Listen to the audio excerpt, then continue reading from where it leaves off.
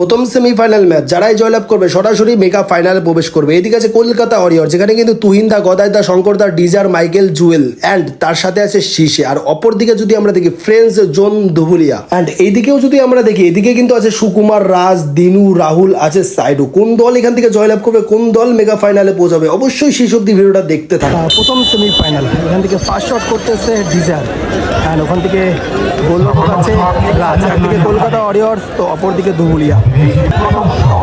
প্রথম shot desire and finally ভালো গোল। চলো এখান থেকে ফ্রেন্ডস জোন ধুবুলিয়া দলের হয়ে first shot, jersey number 11 and ওখান থেকে গোলরক্ষক শঙ্কর কলকাতা। মিস করলো এখান থেকে, এখান থেকে কলকাতা ওয়ারিয়র্সের হয়ে সেকেন্ড শট করতেছে শীষে। সেভ করে দিল ওখান থেকে রাজ।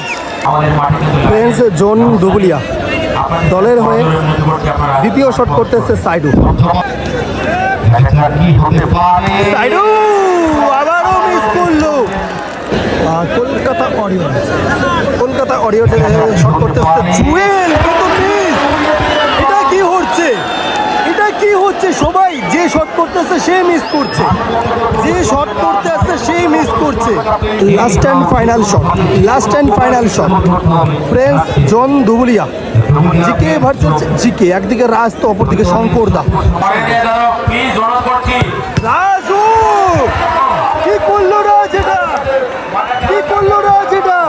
কলকাতা ওয়ারিয়র্স সরাসরি মেগা ফাইনালে।